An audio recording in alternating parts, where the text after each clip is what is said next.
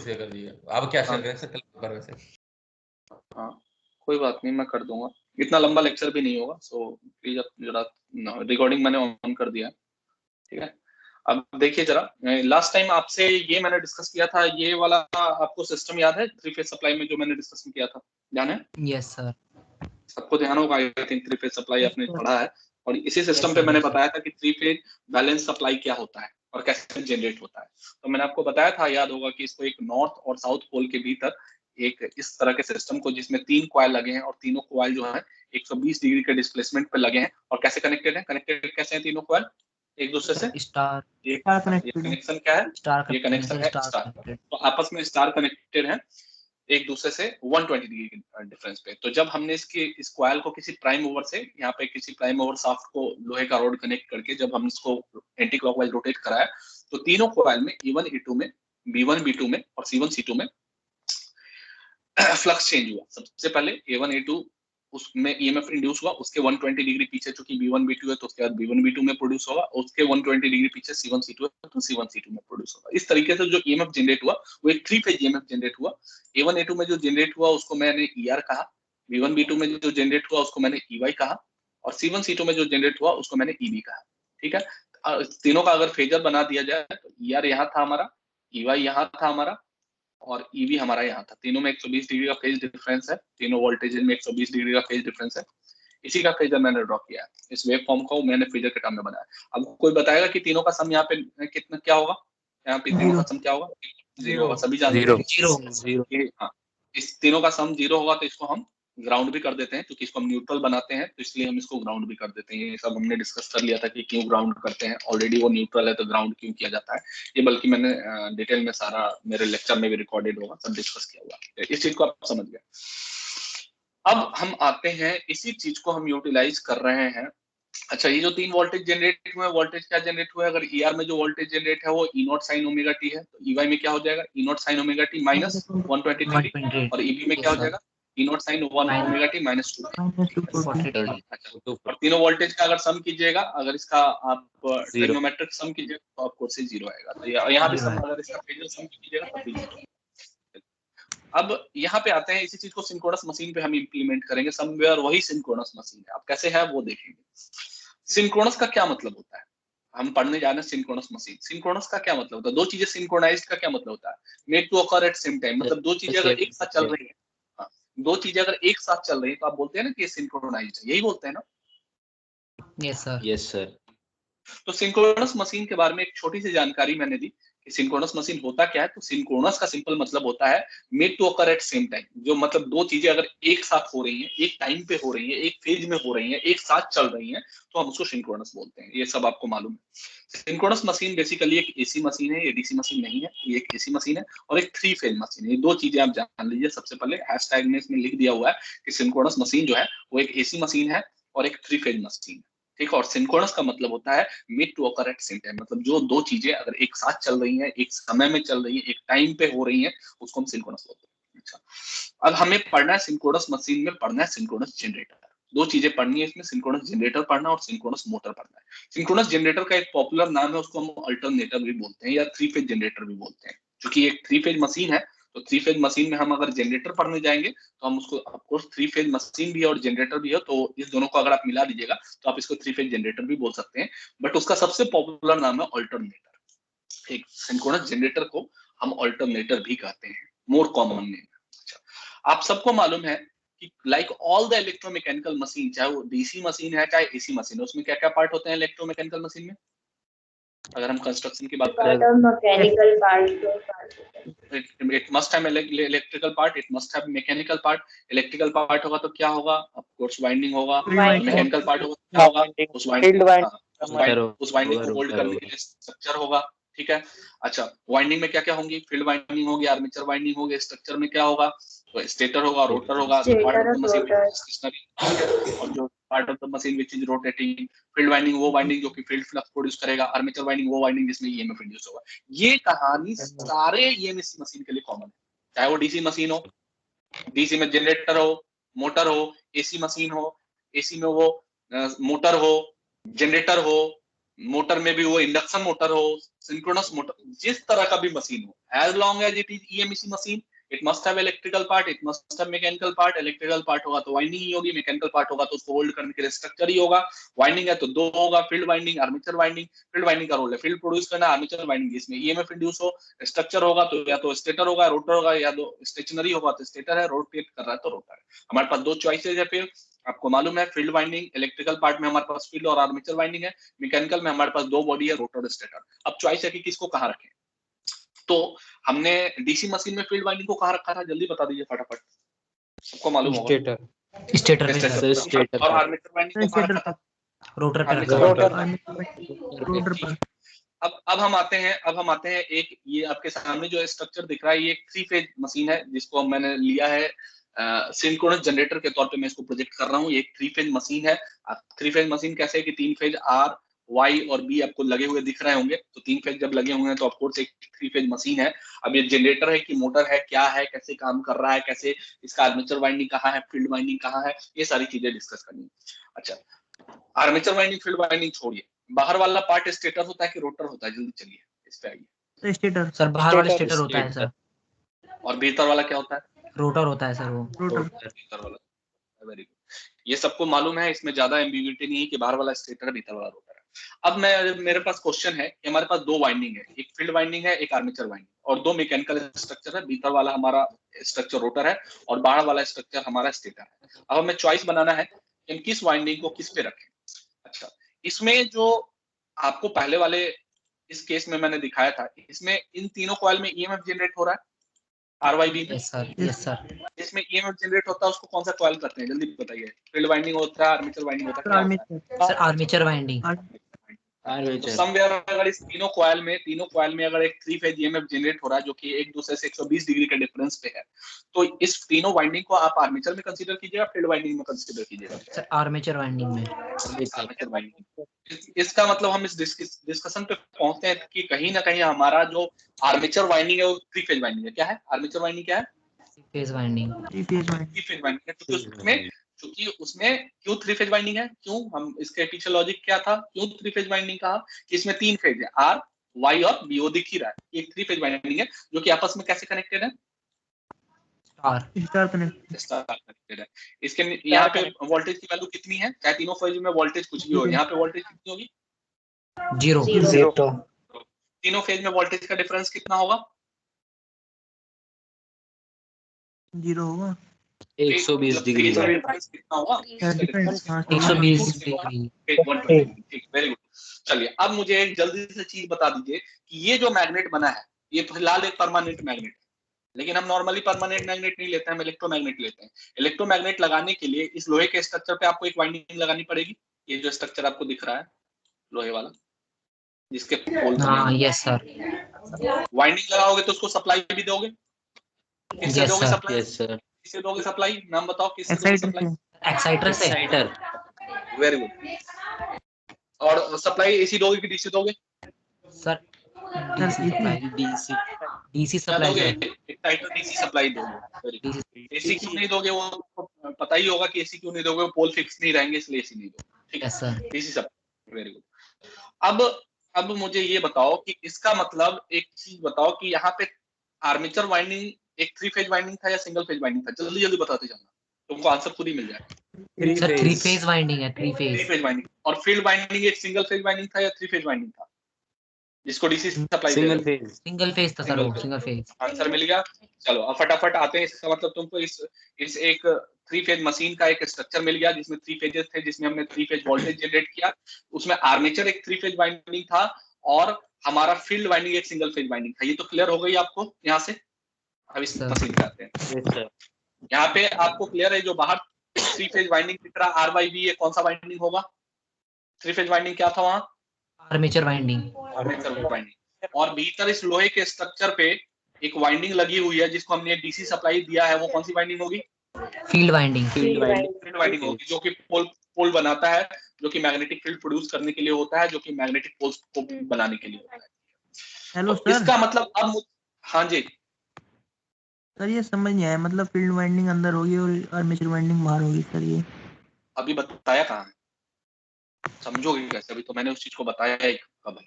मैंने तो अभी सिर्फ इतना बताया कि ये फील्ड वाइंडिंग, ये आर्मेचर वाइंडिंग। अंदर बाहर क्यों है तो अभी बताने ही जा रहा था, तुमने इंटरप्ट कर दिया। अभी बता रहा हूँ, बता समझ जाओगे, अभी सुन तो लो बात। अच्छा, तो मैंने अभी सिर्फ इतना बताया है कि आर्मेचर वाइंडिंग जो होता है वो एक, इसमें ईएमएफ प्रोड्यूस होता है आर्मेचर वाइंडिंग। तो आर्मेचर वाइंडिंग एक 3 फेज वाइंडिंग है, और फील्ड वाइंडिंग के लिए इसको एक आप एक्साइटर से सप्लाई कर रहे हैं। ऑफ कोर्स ये एक सिंगल फेज वाइंडिंग है, आप देख रहे हैं, और ये एक 3 फेज वाइंडिंग है। तो जिसमें ईएमएफ इंड्यूस हो रहा है वो कौन सी वाइंडिंग है? Armature winding. और वो सिंगल फेज वाइंडिंग है, 3 फेज वाइंडिंग है? क्या है? 3 फेज वाइंडिंग। और जो फील्ड वाला जिसको हम एक्साइटर से सप्लाई दे रहे हैं वो फील्ड वाइंडिंग है, और वो सिंगल फेज वाइंडिंग है, 3 फेज वाइंडिंग है? क्या है? Single phase. मतलब इससे हमें पता चल गया कि फील्ड वाइंडिंग एक सिंगल फेज वाइंडिंग है और आर्मेचर वाइंडिंग एक 3 फेज वाइंडिंग।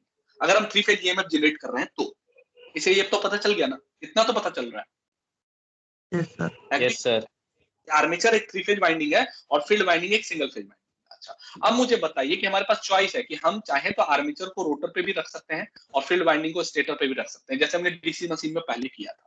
तो अब बताइए, अगर आर्मेचर वाइंडिंग एक 3 फेज वाइंडिंग है, उसको रोटर पे रख दूं और फील्ड वाइंडिंग को स्टेटर पे रख दूं, इसे स्टेटर पे रख दूं, तो बताओ सिंगल फेज वाइंडिंग और 3 फेज वाइंडिंग में हेवी कौन, भारी कौन होगा? Sir 3 phase winding. अब बताओ ना यार, तुम खुद ही बताओ तो इतना। सिंगल फेज एक फेज ज्यादा, एक वाइंडिंग ज्यादा भारी होगी, 3 वाइंडिंग मिलकर ज्यादा भारी होगी। 3 फेज वाइंडिंग ज्यादा भारी होगी। दूसरी बात ये सुन लो, फील्ड वाइंडिंग में तुम एक्साइटर से जो सप्लाई दे रहे हो ज्यादा से ज्यादा उसमें 8-10 एम्पियर का करंट जाना है।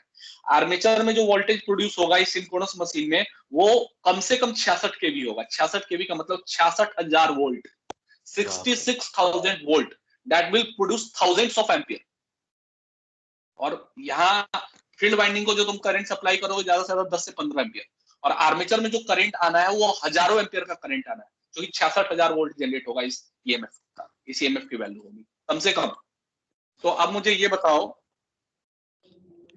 अब तुम मुझे ये बताओ कि फील्ड वाइंडिंग, एक तो हमारा field winding single phase winding है और armature winding 3 phase winding.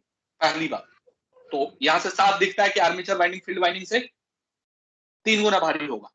Yes sir, इसलिए इसे स्टेटर पे लगा दिया। ठीक है, अरे रुक जाओ अभी, हाँ वो तो ठीक बात है।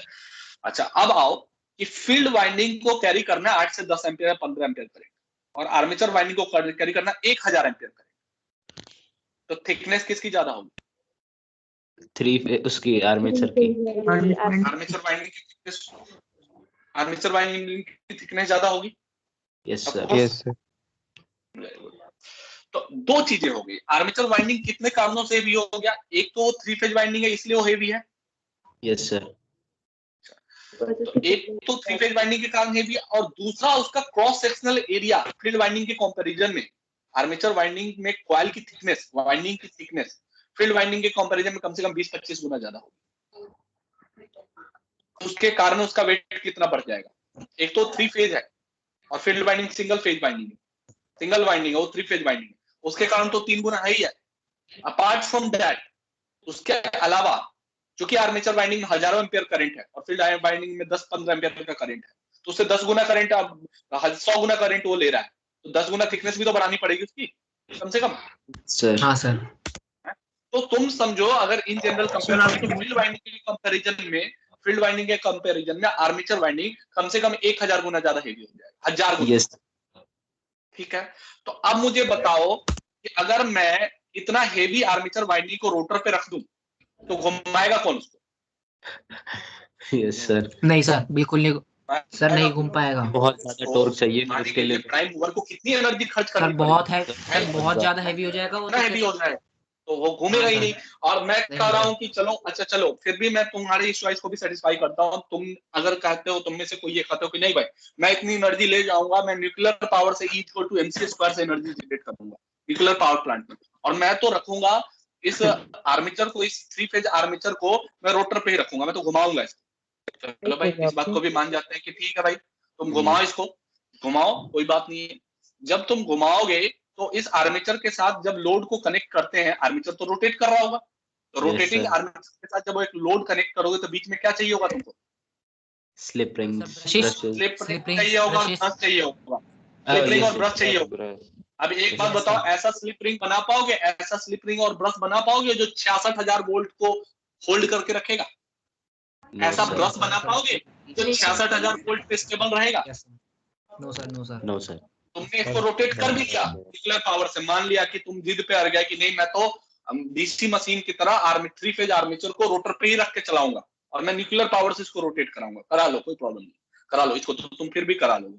कराने के बावजूद ये तो वैसे रोटेट कराना संभव नहीं है किसी भी पावर से, बट तुमने फिर भी करा लिया किसी हाइपोथेटिकल पावर से, तो ऐसा स्लिप रिंग कैसे डिजाइन करोगे और ब्रश कैसे डिजाइन करोगे जो कि 66,000 वोल्ट पे स्टेबल रहेगा? यहाँ इतना ज्यादा ड्रॉप होगा, इतनी हाई इंटेंसिटी का वो हिट प्रोड्यूस होगा कि सारा बर्न हो जाएगा, स्लिप रिंग और वो ब्रश काम ही नहीं करेगा। तो अब बताओ चॉइस में क्या बेहतर है, आर्मेचर को स्टेटर पे डालना और फील्ड वाइंडिंग को रोटर पे डालना, या आर्मेचर को रोटर पे डालना, फील्ड वाइंडिंग को स्टेटर पे डालना? सर आर्मेचर को फील्ड में स्टेटर पे डालना। स्टेटर पे। तो 3 फेज आर्मेचर को, इसका मतलब है, अच्छा सुनो अब एक चीज और, अगर ये 3 फेज आर्मेचर जो है वो स्टेटर पे होगा तो स्टेटर तो स्थिर होता है, स्टेटर तो रोटेट नहीं करता, तो इसके साथ कोई इसके साथ लोड को कनेक्ट करने के लिए कोई स्लिप रिंग की रिक्वायरमेंट होगी, कोई ब्रश की रिक्वायरमेंट होगी?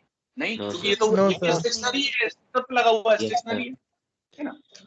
तो इस वजह से हमारा डीसी मशीन तो छोटा मशीन था, उसमें आर्मेचर वाइंडिंग फील्ड वाइंडिंग में कोई डिफरेंस नहीं था, दोनों सिंगल फेज वाइंडिंग थी, दोनों का वजन ऑलमोस्ट सेम था, तो हमने किसी को किसी पे रख लिया, हमने आर्मेचर को रोटर पे रख लिया। लेकिन क्या ये चीज 3 फेज मशीन में विजुअल आपको दिखती है? No sir. नहीं दिखती। No sir. तो इसका मतलब इस चॉइस को हम क्लियर करें कि फील्ड वाइंडिंग को हमने क्यों रोटर पे रखा और आर्मेचर वाइंडिंग को क्यों स्टेटर पे रखा। Yes sir. देखिए मैंने लिख भी दिया है क्यों रखा, देखिए इशारों में यहाँ लिखा हुआ है हिंट में कि फील्ड वाइंडिंग एक single phase winding DC winding होता है, हल्का होता है इसलिए रोटर पे रखा, आर्मेचर वाइंडिंग एक 3 फेज वाइंडिंग होता है और काफी वजन होता है इसलिए इसको स्टेटर पे रखा। यहाँ साइन ऑफ इंट्रोगेशन का साइन लगा दिया कि क्यों रखा, तो इसलिए रखा। ठीक है, डन। अब इसके वर्किंग को देखिए। तो हो गया कंस्ट्रक्शन वाला पार्ट। ठीक है, अब इसका जरा वर्किंग देखिए। मैंने, हाँ जी बोलिए।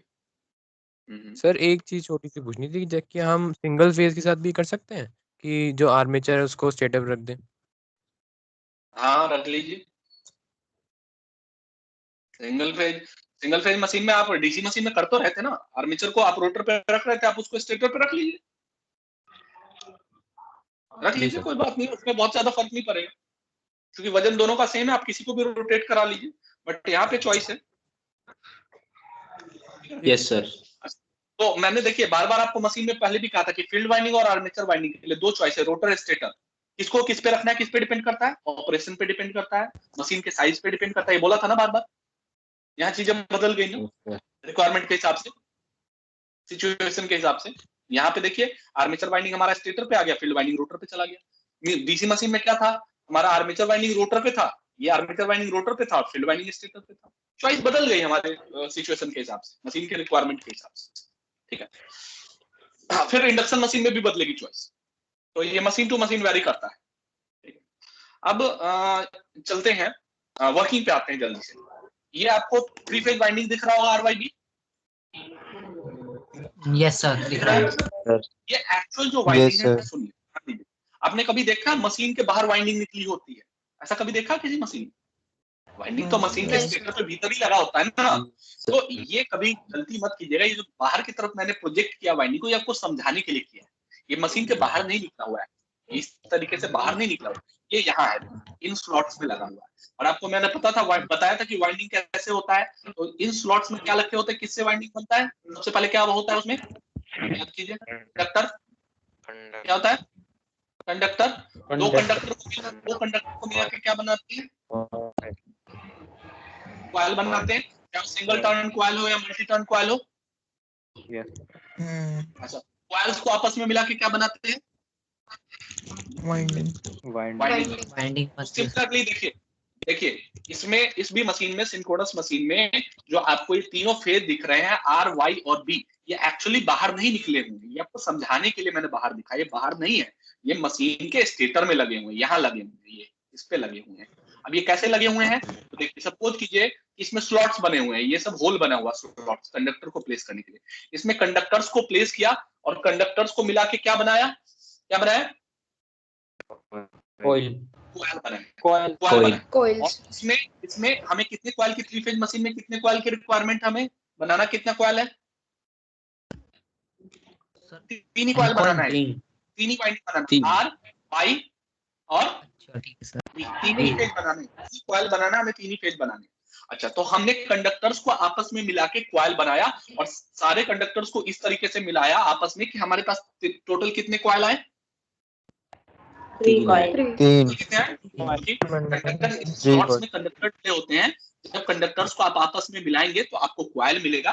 तो ऐसे ऐसे कंडक्टर्स को आपस में मिला के हमने 3 कॉइल बनाए। वो सिंगल टर्न हो मल्टी टर्न हो अलग बात है, हमने कॉइल कितने बनाए? तो 3 कॉइल बनाए। अब 3 कॉइल को आप आपस में कितने तरीके से कनेक्ट कर सकते हैं? 3 चीजों को 2 सर स्टार और डेल्टा स्टार में और डेल्टा में अगर हम इसको डेल्टा कनेक्ट करते हैं, अब 3 कॉइल बन गए। देखिए आपस में इन सारे कंडक्टर्स को मिला के हमने 3 कॉइल बनाए। तो एक कॉइल बनाया आर, एक कॉइल बनाया वाई, एक कॉइल बनाया बी। ये आर वाई बी का अगर एक टर्मिनल एक जगह मर्ज कर देंगे तो हम इसको कौन सा कनेक्शन कहेंगे? तीनों कॉइल का आर वाई बी का स्टार स्टार। क्या इसको हम डेल्टा अगर करेंगे तो हमें न्यूट्रल मिलेगा? No sir. No sir. हमको जनरेटर से न्यूट्रल तो चाहिए, हमको तो जनरेटर से न्यूट्रल चाहिए। यस तो सर। हम इसको क्या डेल्टा कनेक्ट करें चॉइस में? No sir. नहीं करें। तो हम इस तीनों कॉइल को, ये जो तीनों कॉइल था हमारा जो इन कंडक्टर, बल्कि ये बाहर नहीं निकला हुआ, ध्यान रखिएगा ये बाहर नहीं निकला, आपको समझाने के लिए बाहर बस लगा के मैंने दिखा दिया है, ये बाहर नहीं निकला हुआ है, समझे ना, आपके समझाने के लिए। तो ये सब है इसी में, इसी स्टेटर पे एम्बेडेड है। स्टेटर में ये सर्कल्स बने हुए, स्लॉट्स बने हुए, इन्हीं स्लॉट्स के भीतर ही कंडक्टर रखे हुए, इन्हीं स्लॉट के तो भीतर सर जब ये बोलिए क्वेश्चन पूछिए। Hello, am I audible? Yes sir आ रही है यस सर। पूछ रही थी, अब डिस्कनेक्ट हो गया। अच्छा ठीक है, चलिए जब कनेक्ट पूछ रही, चलिए कोई ऐसा सुनिए। तो एक्चुअली ये बाहर प्रोजेक्टेड नहीं है, ये आर वाई और बी जो है कहीं ना कहीं इसी सिस्टम पे, इस स्टेटर पे सारे कंडक्टर्स लगे हुए हैं। कंडक्टर्स को लगा आपस में कनेक्ट करके 3 कॉइल हमने इस स्टेटर पे बिल्ड किए। इस तरीके से आर वाई और बी कंडक्टर्स को आपस में कनेक्ट करके, और तीनों को, अब मान लो एक कॉइल बन गया आर, एक कॉइल बन गया बी, एक कॉइल बन गया आर वाई और एक बन गया बी। अब तीनों कॉइल का एक सिरा मैं इसी स्टेटर पे कहीं लेके एक जगह अगर क्लब कर दूं, मर्ज कर दूं, इन तीनों का सारा स्टार्ट पॉइंट एक जगह मर्ज कर दूं, और 3 कॉइल बाहर नहीं आ जाएंगे? फिर 3 सिरे बाहर नहीं आ जाएंगे? ये यस सर आ जाएंगे। ये आ जाएंगे कि नहीं? आप समझ रहे हैं ना इस चीज को मैं कहना क्या चाह रहा हूँ?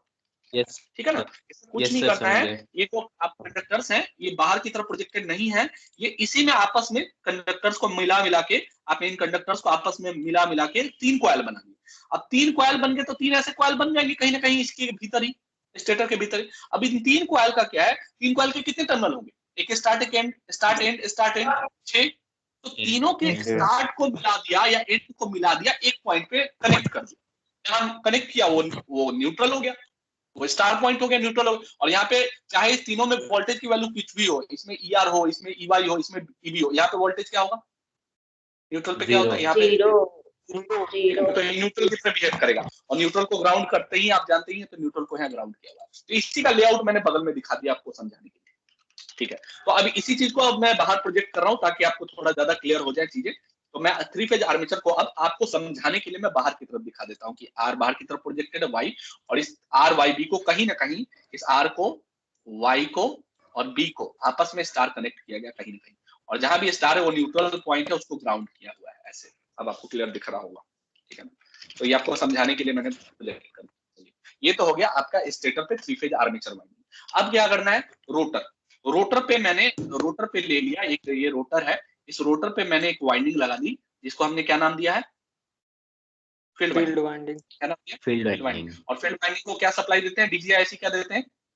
DC supply. जिससे सप्लाई उसको क्या बोलते हैं? जिससे सप्लाई देते हैं उसको क्या बोलते हैं?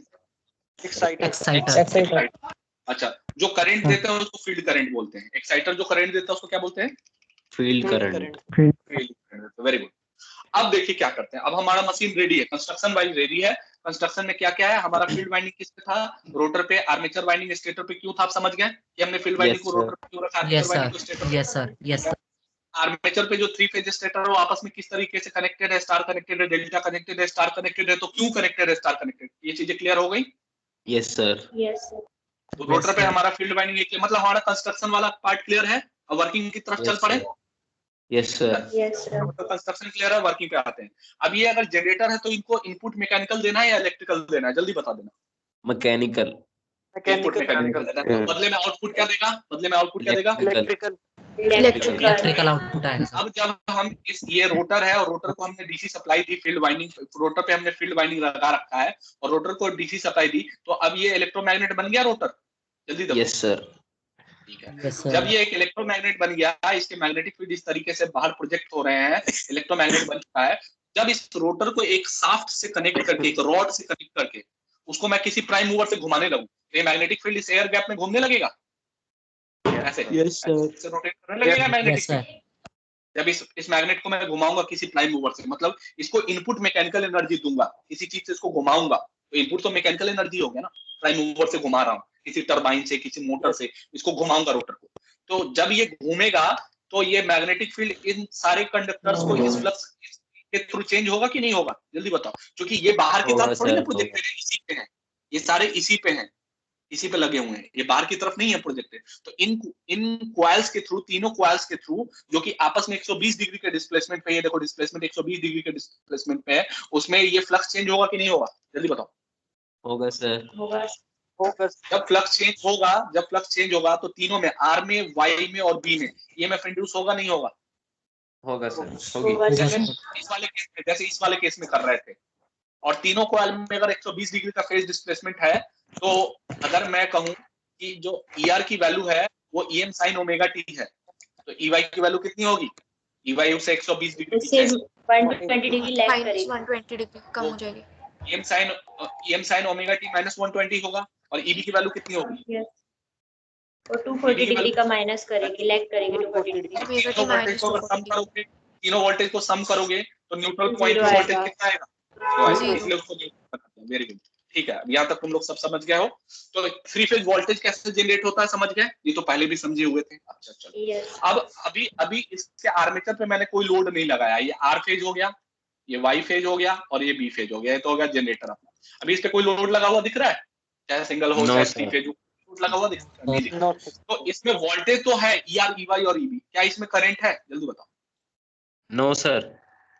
लेकिन जब Current जब will इस be- टर्मिनल पे यहाँ पे सिंगल फेज और थ्री फेज लोड लग जाएंगे, तो लोड तो करंट भी ड्राइव करेगा। तो तीनों Yes, sir. फेज में आईआर, आईवाई और आईबी, ये तीनों करंट आ जाएगा। Yes sir. ठीक है, तीनों फेज में, इस आर फेज में, इस वाई फेज में और इस बी फेज में तीनों करंट आ जाएगा, आईआर, आईवाई और आईबी। सर जिससे कनेक्ट करें। बोलो सर बोलो। वर्किंग दोबारा बता दीजिए सर, बीच में वॉइस ब्रेक हो रही थी आपकी बहुत ज्यादा।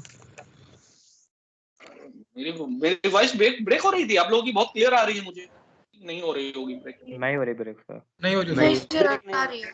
प्रॉब्लम। चलिए कोई बात नहीं, मैं बता देता हूँ।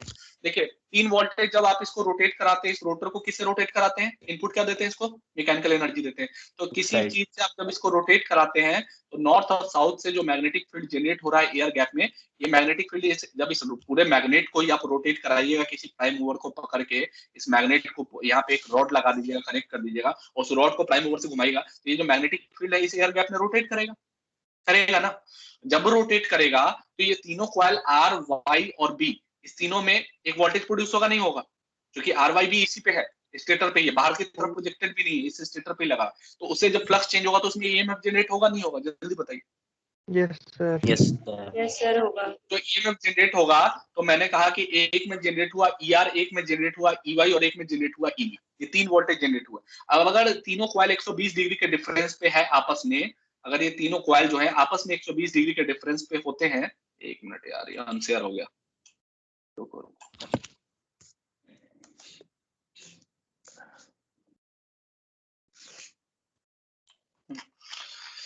अब ये तीनों कॉइल अगर मैं कहूं कि आपस में 120 डिग्री के फेज डिफरेंस पे हैं, ये तीनों कॉइल आर, वाई और बी जो है 120 डिग्री के फेज डिफरेंस पे है, तो जो तीनों में वोल्टेज जनरेट हो रहा है ईआर, ईवाई और ईबी, तीनों में फेज डिफरेंस क्या होगा? 120 डिग्री। 120 डिग्री का। अब मैंने कहा 120 डिग्री। यहाँ पे जो तीनों फेज हैं, एक फेज है आर, एक फेज है वाई और एक फेज है बी, यही 3 फेज होता है ना। और आर, वाई, बी जहां आपस में मिलते हैं वहां से एक न्यूट्रल भी लेते हैं ना, यस यहाँ सर। से न्यूट्रल भी लेते हैं, याद होगा आपको। लेते हैं और सिंगल फेज को Yes, कनेक्ट sir. करते हैं किसके बीच में, जैसे आर और न्यूट्रल में कनेक्ट कर दिया, एक को कनेक्ट कर दिया यस किसमें, सर, वाई और न्यूट्रल के बीच में कनेक्ट कर दिया, ऐसे, ठीक है ना। एक को किस में कनेक्ट किया, इस बी और न्यूट्रल के बीच में, ऐसे ही करते हैं ना फिर से। न्यूट्रल। और थ्री फेज को तीनों Yes, sir, please connect phase star या डेल्टा थ्री फेज लोड होगा, उसको डायरेक्ट ये तीनों सप्लाई मिल जाता है, यही करते हैं ना। तो जब इसको Yes, लोड sir. से कनेक्ट करेंगे तो तीनों फेज में आर वाई बी में करंट आएगा कि नहीं आएगा, आर में आई आर आएगा, वाई में आई वाई आएगा और बी में आई वाई आएगा कि नहीं आएगा, बताओ। यस सर, आएगा सर। यस ठीक है, तीनों में अब करंट आ गया। अब सुनो, अब तीनों में करंट जब आएगा तो अब ये एक्चुअल में आर वाई और बी बाहर तो प्रोजेक्टेड नहीं है, कहाँ है वो, एक्चुअल में कहाँ है, अंदर है पर। इसके, मतलब यहाँ अंदर है। ये स्टेटर पे, मतलब आर वाई बी जब तीनों यहाँ पे हैं। तो अब मेरा बात ध्यान से सुनना, जरा यहाँ सा थोड़ा सा दिमाग लगाना और ये तुमको 10 नंबर दिला देगा, कोई जरा सा ध्यान देना यहाँ मैं क्या करना चाह रहा हूँ। मैं स्टार्ट से कर रहा हूँ। एक हमने मशीन लिया जिसमें हमने एक 3 फेज वाइंडिंग ली, जिसको हम आर्मेचर वाइंडिंग कर रहे हैं, उसको स्टेटर पर रख दिया। एक हमने single phase winding DC supply दी रोटर को, जिसने रोटर को मैग्नेट बना दिया, इलेक्ट्रोमैग्नेट बना दिया। अब इस इलेक्ट्रोमैग्नेट का अपना फील्ड है, नॉर्थ और साउथ पोल के बीच में वो फील्ड डेवलप हो रहा है, यहाँ नॉर्थ और साउथ के बीच में वो फील्ड डेवलप हो रहा है।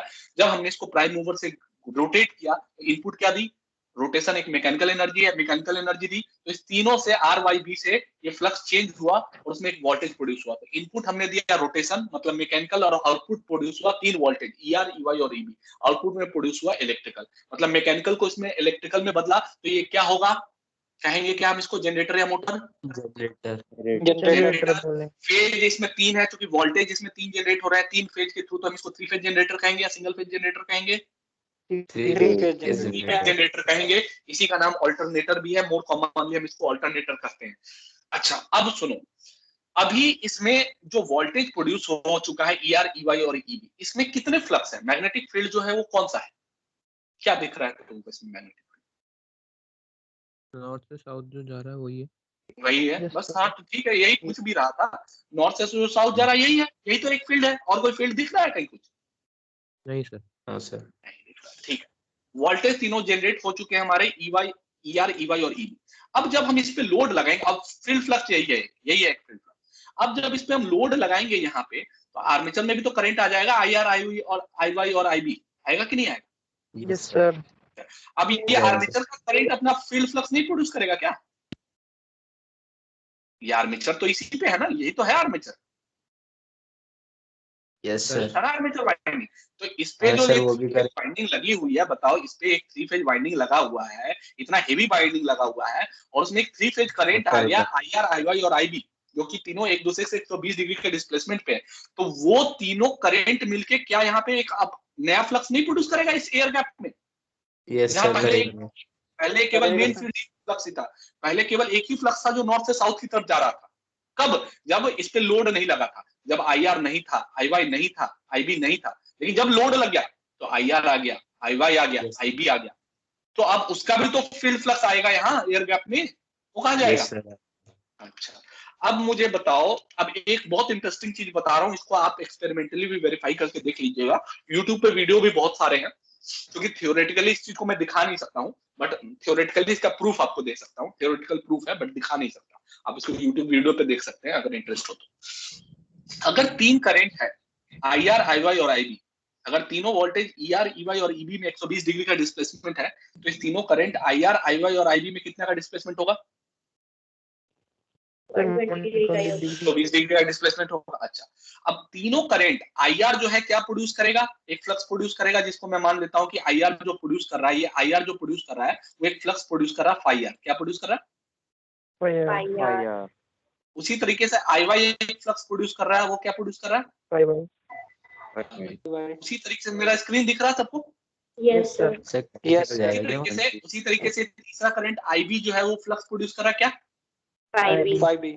तो अगर आईआर की value I M sine omega T थी, तो फाई आर को मैं phi M sine omega T लिख सकता हूँ। अगर ये I M sine omega T था तो इसको phi M sine omega T लिख दो, ये भी तो सिनुसॉइडल फ्लक्स ही होगा ना।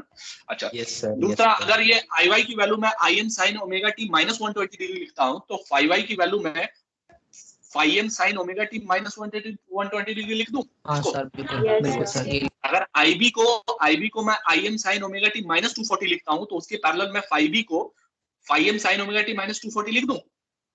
Yes sir. ठीक है, इसका मतलब हमारे पास इस तीन करंट के पैरेलल, आईआर के पैरेलल, आईवाई के पैरेलल और आईबी के पैरेलल तीन ऐसे फ्लक्स जनरेट हुए जिनका आपस में डिस्प्लेसमेंट कितने डिग्री का है?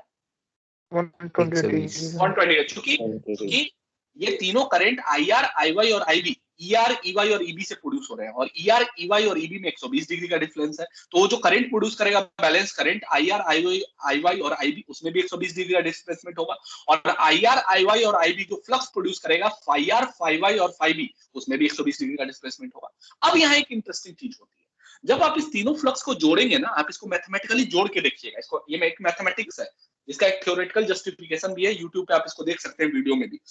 ठीक है, तो आप जब इसको आप थ्योरेटिकली ऐड कीजिएगा ना, फाई आर, फाई वाई और फाई बी को ऐड कीजिएगा ना थ्योरेटिकली, तो जो रिजल्टेंट फ्लक्स होगा, जो फाई टोटल होगा, कहां, ये फाई टोटल कहां होगा? इस एयर गैप में। कहां होगा? इसी एयर गैप में नहीं होगा, क्योंकि स्टेटर थ्री फेज वाइंडिंग जो है आर वाई बी कहां है? इसी स्टेटर पे पड़ा हुआ है। तो जो एयर गैप प्रोड्यूस होगा वो यही इसी फ्लक्स, इसी एयर गैप में होगा वो प्रोड्यूस।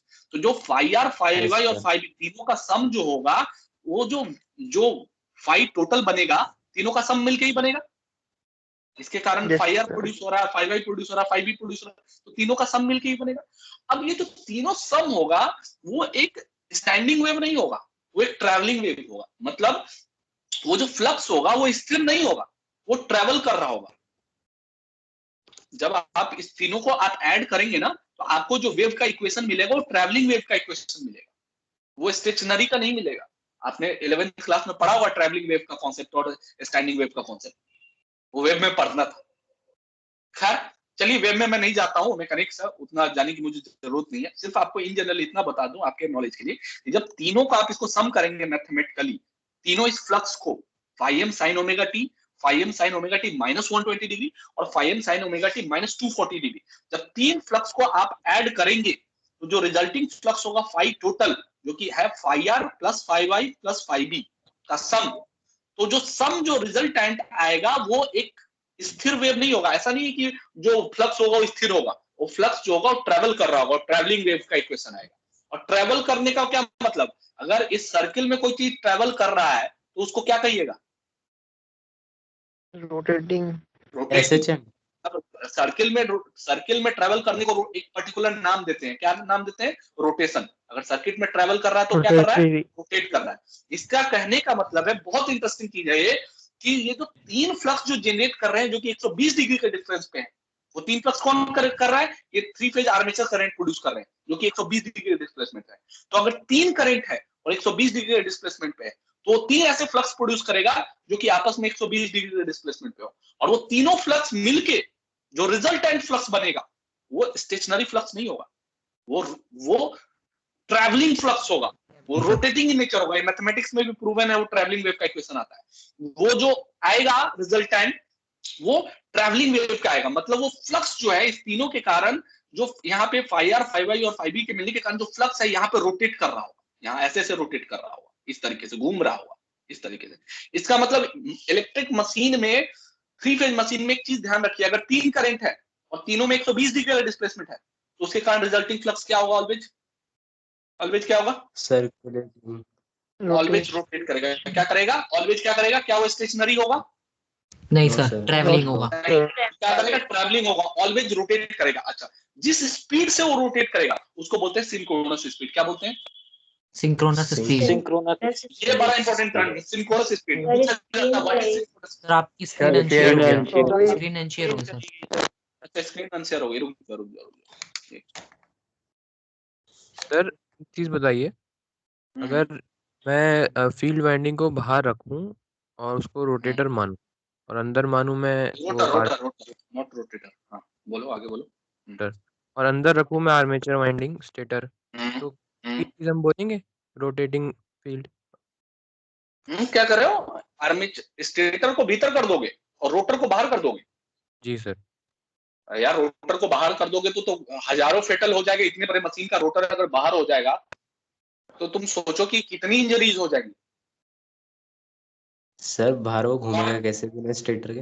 नहीं, एक बात कर रहा हूँ, चलो मैं कर भी देता हूँ, कोई बात नहीं, बाहर घूम जाएगा, वो भी घूम जाएगा, ऐसी बात नहीं, घूम जाएगा, घुमाया जा सकता है उसको, दैट इज वन वे। आपके फैन में जो होता है ना, रोटर बाहर होता है, स्टेटर भीतर होता है, मैं बताऊंगा जब सिंगल फेज इंडक्शन मोटर पढ़ाऊंगा। तो फैन अकेला एक ऐसा मशीन है, अकेलौता दुनिया का एक ऐसा मशीन है जिसका कि रोटर जो है वो भीतर है और स्टेटर बाहर है। सॉरी, आपका जो रोटर है वो बाहर है और स्टेटर भीतर है, इकलौता मशीन है फैन। मैं बताऊंगा, खैर वो फैन का कॉन्सेप्ट है, मैं बताऊंगा। बट आप सोचिए ना, इतने बड़ी मशीन में, फैन में तो कोई दिक्कत नहीं, इतने बड़ी मशीन का आप रोटर जो कि रूम के साइज का है, उसका रोटर आप बाहर कर दीजिएगा, स्टेटर को भीतर कर दीजिएगा, वो कितना फेटल डैमेज करेगा, उसकी वाइंडिंग्स डैमेज हो सकती है, कई लोग डैमेज हो सकते हैं उससे, ये तो सर सोचिए। करना ना करना तो एक अलग बात है, लेकिन मैं पूछ रहा हूँ अगर ऐसा हो तो क्या पॉसिबल है, इसको हम बोलेंगे? हाँ पॉसिबल है, जी पॉसिबल है, डिफिकल्टी के साथ पॉसिबल है, क्यों नहीं पॉसिबल? हाँ अल्टीमेट सर। एम तो देखो यार, अल्टीमेट एम तो क्या है कि इस कॉइल में फ्लक्स को चेंज कराना है, ईएमएफ तो इसी से ना प्रोड्यूस हो रहा है। अब तुम कॉइल को कहीं रखो, फ्लक्स को उसको मैग्नेटिक फील्ड को, मैग्नेट को कहीं रखो, बस तुम चेंज करा दो। हमने ये सारा आर्गुमेंट किया अपनी सुविधा के लिए किया है। अगर तुम कहते हो कि नहीं मैं चैलेंज लेके इसको बाहर करूंगा, इसको अल्टीमेटली एम है कि ये मैग्नेटिक फील्ड जो है इस तीनों कॉइल से चेंज होना चाहिए। अल्टीमेट एम तो यही है ना। अब हमने किसी सुविधा के लिए रोटर को भीतर रखा है, स्टेटर को बाहर रखा, क्योंकि स्टेटर पे 3 फेज वाइंडिंग था तो हमने आर्मेचर को बाहर रख दिया, फील्ड वाइंडिंग को, ये अपनी सुविधा के लिए किया है, समझ में आई बात? सर। और सर हाँ, एक तुम जो मेरे कह रहे चीज हो, आई, मैग्नेट को रोटेट किया, जो फील्ड उसको रोटेट किया, मैग्नेट को, तो क्या जो फील्ड वाइंडिंग है वो अंदर रोटेट कर रही है ना इस केस में भी, फिर है ना? इसको आप इसके साथ तो आप स्लिप रिंग कनेक्ट कर सकते हैं ना, क्योंकि इसमें तो लो करंट है। सर जो वो रोटेट करते हुए जो फील्ड बनाएगा वो कैसी फील्ड होगी? अब ये मैं दिखा तो नहीं सकता हूँ, ये आपको यूट्यूब पे देखना पड़ेगा। मैं कैसे दिखाऊं बताइए? मैं तो मैथमेटिकली बता सकता हूँ कि तीनों आप फ्लक्स को ऐड कीजिएगा तो जो फील्ड बनेगा रोटेटिंग, आप यूट्यूब पे रोटेटिंग मैग्नेटिक फील्ड टाइप कीजिए, 1000 वीडियो आएंगे, देख लीजिए उसको। नहीं सर, जैसे आपने कहा ना कि जो स्टेटर है, जो जो 3 वाइंडिंग्स लगी हैं, वो अपना एक वो बना रही हैं, वो आपने कहा कि ऐड करके वो एक रोटेटिंग देगा। मैं अंदर वाले की या बात कर रहा हूँ, अंदर जो मैग्नेटिक हाँ, फील्ड अंदर बनाएगा वाला कैसे बनाएगा? अंदर जो वाला, घूम रहा अंदर है, वाला, इसमें पूछ रहा हूँ। अंदर वाले को एक बात बताओ, सुनो सुनो सुनो मेरी बात सुनो, अंदर वाले की बात कर देते हैं। ये नॉर्थ और साउथ है, इससे फील्ड फ्लक्स निकल रहे हैं। अब इस नॉर्थ साउथ को यहाँ पे एक मैंने प्राइम मूवर लगा दिया, एक रॉड कनेक्ट कर दिया, और इस नॉर्थ साउथ, इस रॉड को 1500 आरपीएम से घुमाऊंगा, तो ये मैग्नेटिक फील्ड जो नॉर्थ साउथ है 1500 आरपीएम से नहीं घूमेगा? पूछ रहा हूँ, तो घूम तो रहा है। तो मतलब क्या दोनों चीजें के साथ तो घूमेंगी? उसका फील्ड, हाँ यार तो आने तो दो मुझे, हाँ बिल्कुल दोनों घूमेंगी यार, बिल्कुल, मैं वही चीज तो बताने जा रहा था। जी सर, ठीक है। लेट मी कंप्लीट, पहले कंप्लीट तो करने दो। हाँ, अब यहाँ पे अब तुम मुझे बताओ कि अब इस मशीन में कितने मैग्नेटिक फील्ड, जब ये करंट होता है और ये दोनों सम हो चुके हैं, कितने मैग्नेटिक फील्ड हैं? 2 आ गए फिर टोटल, दो, और एक कौन कौन से? कौन कौन से? सर एक तो जो तीनों वाइंडिंग्स है एक उसकी तो और ये, की वजह से। हाँ और दूसरा इस इलेक्ट्रोमैग्नेट की वजह से यस सर। एग्री करते हो? अच्छा, जिस स्पीड से यहाँ मैग्नेटिक फील्ड रोटेट कर रहा है उसको क्या बोलते हैं? उस स्पीड को क्या बोलते हैं? Synchronous speed. क्या बोलते हैं? ये ध्यान रखना, ये बड़ा इंपॉर्टेंट टर्न है, सुनो, ये क्वेश्चन तो आना ही आना है, चाहे वो किसी भी तरीके से आए। ये मतलब जिसको बोलते हैं ना ध्रुव सत्य क्वेश्चन कि सिंक्रोनस स्पीड क्या होता है, ये किसी भी फॉर्म में आएगा ही आएगा कि व्हाट इज सिंक्रोनस स्पीड। तो सिंक्रोनस स्पीड क्या होता है? Speed of rotating magnetic field. जिस स्पीड से यहाँ एयर गैप में मशीन रोटेट करता है, इस एयर गैप में मैग्नेटिक फील्ड रोटेट करता है। किसका मैग्नेटिक फील्ड? इस 3 फेज आर्मेचर वाइंडिंग के कारण जो IR, IY और IB के कारण जो 3 फ्लक्स प्रोड्यूस हो रहे हैं, phi-R, phi-Y और phi-B, जब उसको आप टोटल करते हैं phi टोटल, तो उसके कारण जो मैग्नेटिक फील्ड प्रोड्यूस होता है उस एयर गैप में रोटेट करता है, और जिस स्पीड से रोटेट करता है उसको क्या बोलते हैं? Synchronous speed. Synchronous speed. को रिप्रेजेंट करते हैं NS से। N का मतलब होता है स्पीड और S का मतलब होता है सिंक्रोनस, तो इसको बोलते हैं NS, सिंक्रोनस स्पीड। क्लियर है? और इस NS की जो वैल्यू होती है, सुन लो, बहुत इंपॉर्टेंट चीज है ये, इतना इंपॉर्टेंट चीज है कि मतलब मशीन का सबसे इंपॉर्टेंट चीज मानो उसको। और NS की जो वैल्यू होती है ऑलवेज होती है 120 F/P। कितने होती है? 120 F/P। क्या क्या होता है सुन लो, अगर जहां एफ जो होता है सप्लाई फ्रीक्वेंसी, एफ क्या होता है? Supply frequency. Supply Supply frequency. और पी होता है नंबर ऑफ पोल्स। पी क्या होता है? Number of number of number poles. Of poles. तो अगर मैं कहूं तुमको एक न्यूमेरिकल के टर्म में बोलूं कि अगर मैं तुमको एक 4 पोल मशीन दूं जिसकी फ्रीक्वेंसी सप्लाई फ्रीक्वेंसी है 50 हर्ट्ज, तो उसमें करंट की फ्रीक्वेंसी जो है 50 हर्ट्ज है, तो rotating magnetic field synchronous speed क्या होगी? रोटेटिंग मैग्नेटिक फील्ड की स्पीड क्या होगी? जल्दी बताओ। 120 into 50 upon 120 4. Sir, 1500. 1500 आरपीएम। 1500. तो सिंक्रोनस RPM. स्पीड क्या 1500 आरपीएम? क्लियर है? और सिंक्रोनस स्पीड ऑलवेज क्या होता है? Speed of rotating magnetic field. Rotating magnetic field is Rotating called magnetic field. और ऑलवेज उसकी वैल्यू क्या होगी? 120 by 120 F by 120 F by P। यहाँ मैंने F by लिख दिया। P. देखिए ये चीज मैंने लिख दिया, इसलिए चीज आप लोग को ध्यान रहेगा। चीज को मैंने सर, लिख दिया P क्या है है? इस तरीके से। Number of poles. पी है number of poles. P number of poles. अब यहाँ से मैंने लिख दिया है। देखिए ये फाइव टोटल जो होता है, जो टोटल फ्लक्स होता है वो रोटेट करता है किसी स्पीड पे, जिस स्पीड पे करता है उसको क्या बोलते हैं? Synchronous speed ns। और ns की वैल्यू होती है 120 f by p, जहाँ p है number of poles and f है फ्रीक्वेंसी। यहाँ लिख दिया। अब एक चीज बताइए, लास्ट चीज करके उसको कंक्लूड करके खत्म करते हैं। एक चीज बताइए, अगर इस रोटर की स्पीड, जिस स्पीड से रोटर को कौन घुमा रहा है? शाफ्ट। प्राइम मूवर घुमा रहा है। प्राइम मूवर घुमा रहा है। Yes sir. हाँ ठीक है, इसको प्राइम मूवर घुमा रहा है, इससे एक शाफ्ट कनेक्टेड है और उसको प्राइम मूवर घुमा रहा है। और इसका मतलब इसकी एक मैग्नेटिक फील्ड है जो कि घूम रही है, प्राइम मूवर उसको घुमा रहा है। ठीक है, और यहाँ पे आई आर, आई वाई और आई बी, इस तीनों के फ्लक्स के मिलने के कारण, फाई आर, फाई वाई और फाई बी मिलने के कारण यहाँ पे एक मैग्नेटिक फील्ड जनरेट हो रहा है इस एयर गैप में, जो खुद ही घूम रहा है अपने नेचर के कारण।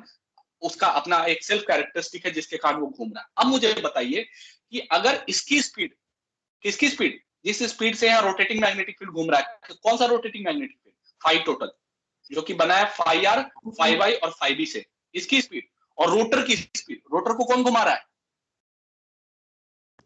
Prime mover.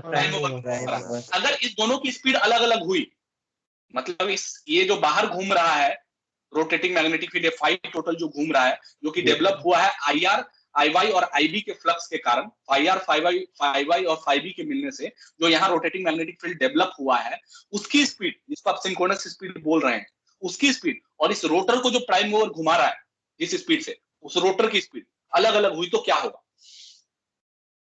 सर ईएमएफ का डिफरेंस आ जाएगा। नहीं, सुनो क्या होगा। अब ये बड़ा इंटरेस्टिंग चीज है। अगर इस दोनों की स्पीड अलग अलग होगी तो यानी इस मैग्नेटिक फील्ड और इस रोटर के बीच एक रिलेटिव वेलोसिटी क्रिएट हो जाएगी। Yes sir. अच्छा, दोनों सेम स्पीड से घूमेगा। अगर ये रोटर और ये रोटेटिंग मैग्नेटिक फील्ड बाहर वाला दोनों सेम स्पीड से घूमेगा। क्लियर कर दीजिए सर, वो बहुत ज्यादा उस पे ऊपर सर पेन हाँ चल हाँ गई हाँ, है। तो हटा दिया, सही बात है, बिल्कुल मैं हटा रहा हूँ। बिल्कुल अभी ठीक है, दिख रहा है? लो हटा दिया। ठीक है, ठीक है। अच्छा, अब देखो मेरे कहने का मतलब है कि यस इस सर। रोटर की स्पीड, एक रोटर की स्पीड है जिसको हम प्राइम मूवर से घुमा रहे हैं, एक तो इसकी स्पीड हो गई। दूसरा, इस थ्री फेज में जो तीन करंट थे आई आर, आई वाई और आई बी, इस तीन करंट के कारण इस एयर गैप में जो मैग्नेटिक फील्ड जनरेट हुआ है वो भी एक रोटेटिंग मैग्नेटिक फील्ड है जो कि किस स्पीड से घूम रहा है? सिंक्रोनस स्पीड से घूम रहा है। अगर ये एक 4 पोल मशीन है और फ्रीक्वेंसी 50 हर्ट्ज है तो किस स्पीड से घूमेगा?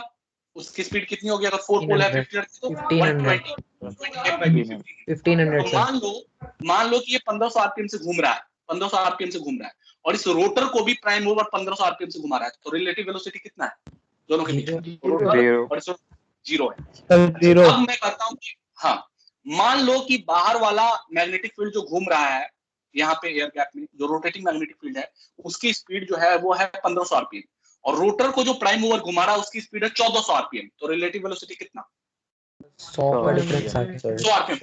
मतलब 100 आरपीएम की रफ्तार से ये रोटर पे जो वाइंडिंग लगा है इस रोटेटिंग मैग्नेटिक फील्ड को कट करने लगेगा। हाँ सर। अगर दोनों की स्पीड बराबर नहीं हुई तो, बराबर होगी तो रिलेटिव वेलोसिटी जीरो हो गया। दोनों सेम स्पीड से चल रहे हैं, मतलब दोनों एक दूसरे के रिस्पेक्ट में रेस्ट में है। सर दोनों सेम Yes, sir. डायरेक्शन में हैं। हेलो, हाँ सर, ऑडिबल हो सर आप। अगर मेरे कहने का मतलब है कि अगर दोनों की स्पीड जो बाहर रोटेटिंग मैग्नेटिक फील्ड रोटेट कर रहा है और रोटर को जिस स्पीड से आप रोटेट करा रहे हैं, अगर दोनों की स्पीड सेम है, दोनों सेम डायरेक्शन में रोटेट कर रहा है और दोनों की स्पीड सेम है, सपोज कीजिए, तो स्पीड रिलेटिव वेलोसिटी कितना होगा? 100 का फर्क आ गया। अगर मान लीजिए दो चीजें 500 किलोमीटर पर आवर की रफ्तार से एक डायरेक्शन में जा रही हैं, तो दोनों के बीच की रिलेटिव वेलोसिटी कितनी? जीरो वो दोनों सेम डायरेक्शन में सेम डायरेक्शन में। अब इसका मतलब मैं ये कह सकता हूँ कि दोनों एक दूसरे के रिस्पेक्ट में रेस्ट में है, चाहे उसकी स्पीड बता सकते हैं ना इस चीज को। रिलेटिव वेलोसिटी जीरो का मतलब कि दोनों एक दूसरे के रिस्पेक्ट में रेस्ट में कह सकते हैं। तो अगर मेरा इतना कहना है कि रोटर को प्राइम मूवर जिस स्पीड से रोटेट करा रहा है, अगर उसी स्पीड से रोटेटिंग मैग्नेटिक फील्ड भी रोटेट कर रहा है, मतलब जिस स्पीड से ये रोटेटिंग मैग्नेटिक फील्ड रोटेट कर रहा है 1500 आरपीएम से, इस रोटर को भी प्राइम मूवर 1500 आरपीएम से रोटेट करा रहा है, तो रिलेटिव वेलोसिटी जीरो हो गई दोनों के बीच की। इसका मतलब मैं कह सकता हूँ दोनों एक दूसरे के रिस्पेक्ट में रेस्ट में बने हुए हैं। यस सर, तो कोई दिक्कत नहीं। लेकिन अगर ये रोटेटिंग मैग्नेटिक फील्ड 1500 आरपीएम से घूम रहा है और रोटर को जो प्राइम मूवर रोटेट करा रहा है वो 1400 आरपीएम से करा रहा है, तो रिलेटिव वेलोसिटी कितना आ गया दोनों के बीच? 100 आरपीएम। 100 आरपीएम की रफ्तार से ये रोटेटिंग मैग्नेटिक फील्ड जो है इस रोटर कंडक्टर को कट करने लगेगा कि नहीं करेगा? इस फील्ड वाइंडिंग को कट करने लगेगा नहीं? यस सर, करेगा। जब इस फील्ड वाइंडिंग को कट करेगा तो इस फील्ड वाइंडिंग में एक एडिशनल ईएमएफ जनरेट होगा कि नहीं होगा? यस सर होगा। जो ईएमएफ जनरेट होगा वो अल्टरनेटिंग होगा या फिक्स्ड होगा, डीसी होगा या एसी होगा? जल्दी बताओ।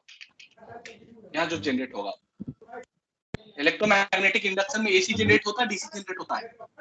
सर एसी जनरेट होता है। तो इसका मतलब एक फील्ड, इस फील्ड वाइंडिंग में एक अल्टरनेटिंग करंट प्रोड्यूस हो जाएगा क्योंकि इलेक्ट्रोमैग्नेटिक इंडक्शन से तो एसी जनरेट होगा। तो इस नॉर्थ और साउथ पोल को फिक्स रहने देगा?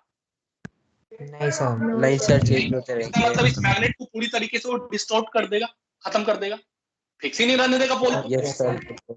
अच्छा, जब ये मैग्नेट डिस्टॉर्ट हो जाएगा तो इसका फील्ड फ्लक्स जो बन रहा था वो खत्म हो जाएगा। Yes sir. और इस फील्ड फ्लक्स के रोटेशन के कारण ही सारे वोल्टेज जनरेट हो रहे थे। Yes sir. मतलब क्या सिंक्रोनस जनरेटर काम कर पाएगा? नहीं कर पाएगा सर, नहीं करेगा। इसका मतलब हम एक डिस्कशन पे पहुंचते हैं कि इस रोटर की speed always rotating magnetic field के बराबर होगी। और नहीं हुआ तो नहीं हो तो काम नहीं करेगा, वोल्टेज मशीन कोलैप्स हो जाएगा।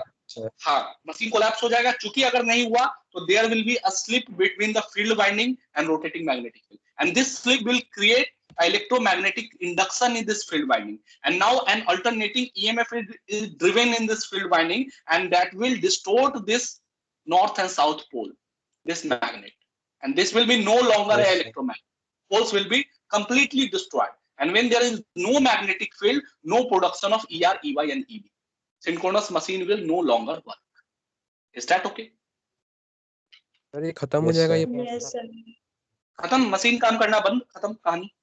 तो इसका मतलब है कि जनरेटर को, हाँ एक मिनट मुझे कंप्लीट कर लो, सिंक्रोनस मशीन को वर्क करने के लिए इस बाहर जो फील्ड रोटेट कर रहा है जिसको हम क्या बोलते हैं? रोटेटिंग मैग्नेटिक फील्ड, जिसकी स्पीड को हम सिंक्रोनस स्पीड बोलते हैं। तो इसका मतलब रोटर की स्पीड और इस रोटेटिंग मैग्नेटिक फील्ड की स्पीड जिसको हम सिंक्रोनस स्पीड बोलते हैं, वो दोनों ऑलवेज क्या होनी चाहिए?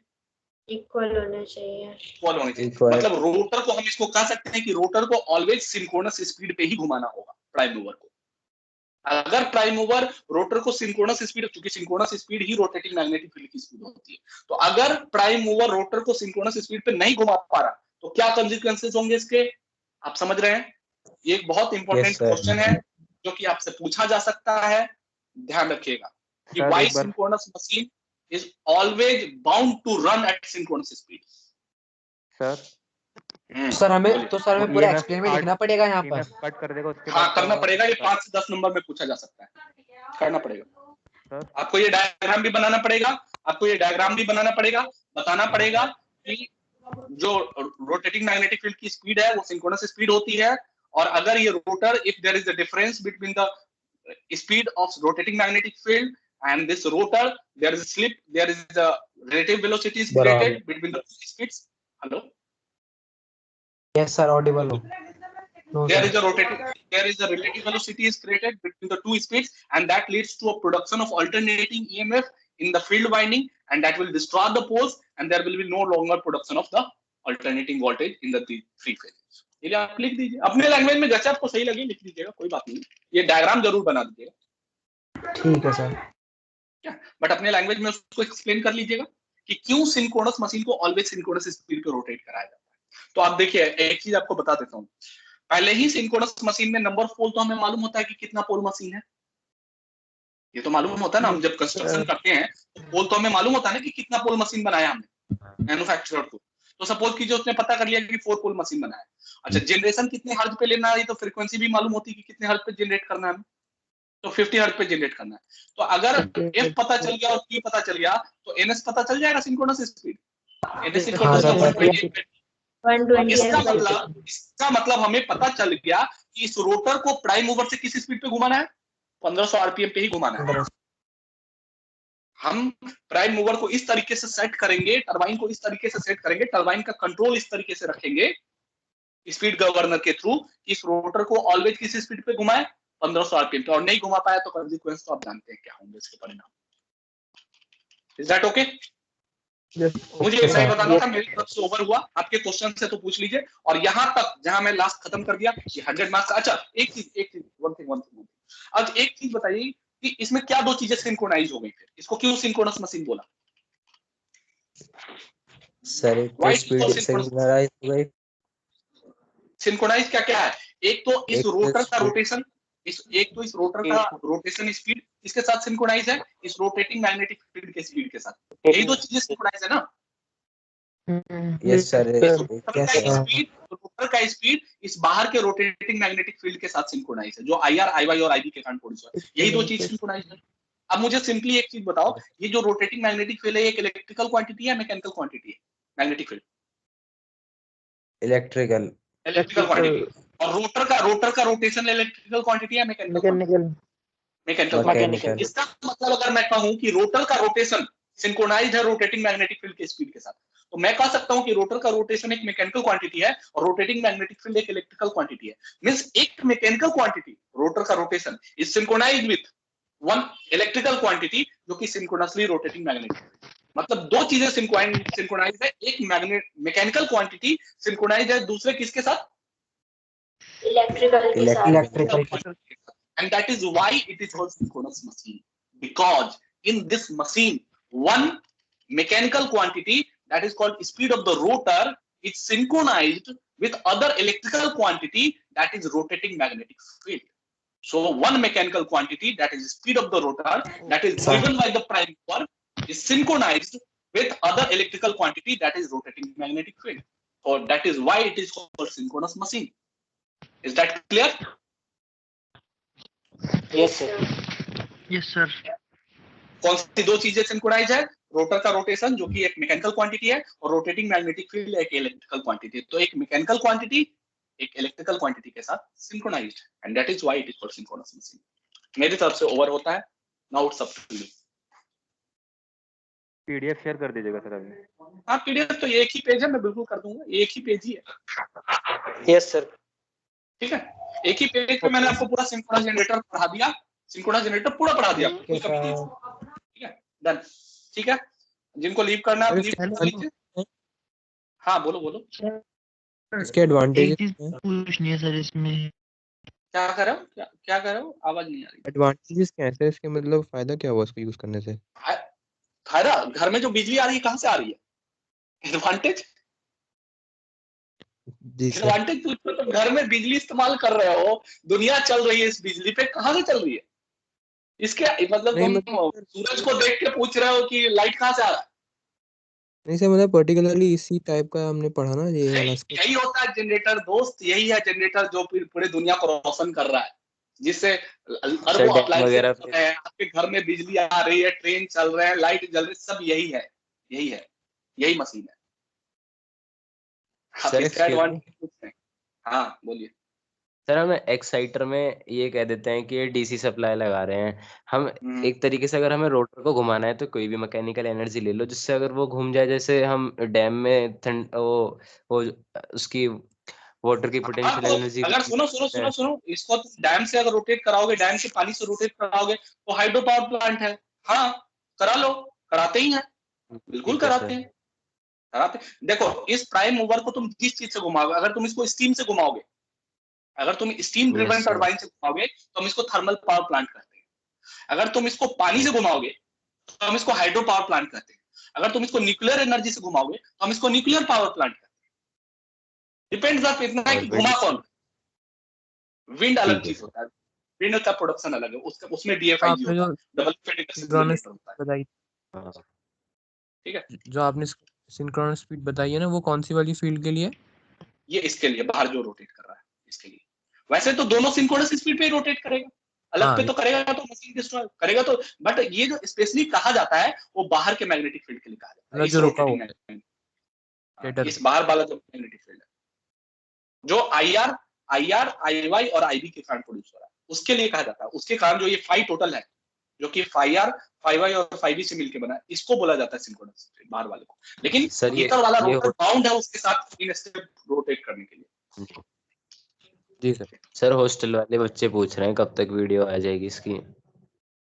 अब इसमें भी वीडियो की जरूरत पड़ेगी क्या? अच्छा अभी भेज दूंगा, 1-2 घंटे में हाँ भेज सर, वो ज्वाइन नहीं कर पाए ना, वो कह रहे थे अभी मेरे मैं से अभी मैसेज। भेज रहा हूँ। हेलो मैं भेज सर। रहा हूँ। हाँ बोलो बोलो। सर इसमें एक चीज पूछनी है सर, ये जो आर्मेचर वाइंडिंग में सर ये जो मैग्नेटिक फील्ड डेवलप हुआ है सर, ये तो इसका अपोज करेगा ना, जो रोटर की वजह से डेवलप हुआ है ना ये सर, इसका अपोज करना चाहिए क्योंकि ये इसकी वजह से डेवलप हुआ है। ये हाँ बिल्कुल करेगा, वो आगे बाद में कहानी वो डिस्कस करेंगे। हाँ आपने बिल्कुल सही बात कहा है, इसके कारण इस रोटर पे टॉर्क लगेगा जो इसके रोटेशन को अपोज करेगा। नहीं, फ्लक्स को अपोज नहीं करेगा, फील्ड फ्लक्स को अपोज नहीं करेगा। अब देखिए होगा क्या, आपने पूछ लिया तो मैं आपको आंसर कर दूं। अच्छी बात है, आपको इंटरेस्ट है और आपने इस चीज को समझा, आई अप्रिशिएट। मैंने इस चीज को बताया भी नहीं था और आपने आपके दिमाग में ये चीज आ गई, बड़ी अच्छी चीज आई आपके दिमाग में। बता देता हूँ। जब ये मैग्नेटिक फील्ड डेवलप करेगा तो अब एक करंट कैरिंग कंडक्टर जो है इस मैग्नेटिक फील्ड के इन्फ्लुएंस में आ जाएगा। तो अब इस करंट कैरिंग कंडक्टर पे एक टॉर्क लगेगा। तो पहले से तो प्राइम मूवर इसको घुमा ही रहा था, बट अब जो टॉर्क लगेगा वो किस डायरेक्शन में लगेगा? अपोजिट में लगेगा। अपोजिट में लगेगा कि वो उस रीजन को अपोज करेगा जो कि इसको प्रोड्यूस कर रहा है। इस मैग्नेटिक फील्ड को प्रोड्यूस करने वाला कौन था? इस मैग्नेटिक फील्ड को प्रोड्यूस करने वाला कौन था? इस मैग्नेटिक फील्ड को प्रोड्यूस करने वाला था ये रोटेट। इसको रोटर जब रोटेट कराया तभी ना इसमें ईएमएफ जनरेट हुआ। अगर ये रोटेट नहीं कर रहा होता तो इसमें ईएमएफ जनरेट नहीं होता, ईएमएफ जनरेट नहीं होता तो ये करंट नहीं आता, और करंट नहीं आता तो ये रोटेटिंग मैग्नेटिक फील्ड भी नहीं आता। तो अल्टीमेटली रोटेटिंग मैग्नेटिक फील्ड को प्रोड्यूस करने वाला कौन था? इसका रोटेशन। तो इस रोटेटिंग मैग्नेटिक फील्ड के कारण जब इस पे टॉर्क लगेगा तो रोटेशन के अपोजिट लगेगा। मतलब प्राइम मूवर इसको जिस डायरेक्शन में रोटेट करा रहा उसके उल्टे डायरेक्शन अपोजिट। हाँ बिल्कुल लगेगा, उल्टे डायरेक्शन में लगेगा। ठीक है, लगेगा उसमें कोई डाउट नहीं। ठीक है डन। सर जो फेजर डायग्राम है ना, तो थोड़ा मुझे मुश्किल हो रहा है याद करना। क्या कर रहा? जो फेजर डायग्राम है ना सर एसी में, इस चीज का ट्रांसफार्मर में, फेजर इसमें कहाँ है? इसमें सर कहाँ कोई इसमें नहीं, फेजर? जो इसमें नहीं कह रहा हूँ सर, जो फेजर डायग्राम है ना हमारे सिलेबस में। ट्रांसफार्मर में? हाँ हाँ बोलो। को याद थोड़ा मेरे को मुश्किल हो रहा है। अरे यार उसको याद क्यों कर रहे हो? तुमको बताओ, एक बात बताओ, फेजर पढ़ाने में मैंने 10 लेक्चर खर्च किए याद करने के लिए। सर अगर मैं समझ के करूंगा तो ज्यादा टाइम लगेगा ना, रटा हुआ होगा तो जल्दी हो जाएगा। अरे यार समझ के 2 बार बना लो ना उसको। या एक बात बताओ यार, जब तुम ये बात कह रहे हो ना कि रटना पड़ रहा है, तो मुझे तो ऐसा लग रहा है कि मेरा सारा मेहनत ही पानी में चला गया। जब रटवाना ही था तो मैं 4 लाइन खींच के नहीं रटवा देता तुमसे। सर दोनों चीजें जरूरी होती हैं सर। वो बात ठीक है यार, तो तुम उसको 4 बार ही प्रैक्टिस कर लो ना, 4 5 6 लाइनें तो हैं उसमें, और समझ के करो ना, उसको रटते क्यों हो? सर हाँ सर 5th यूनिट नहीं हो पा रही सर, वो इसमें इतनी सारी थ्योरी जितनी बार पढ़ता हूँ लगता है कि सब आ गई, और फिर जैसे सेल्फ क्वेश्चन करते हैं ना सर फिर भूल जाते हैं, कुछ याद ही नहीं रहता। वो एमसीबी एमसीसीबी रटने वाला ही है।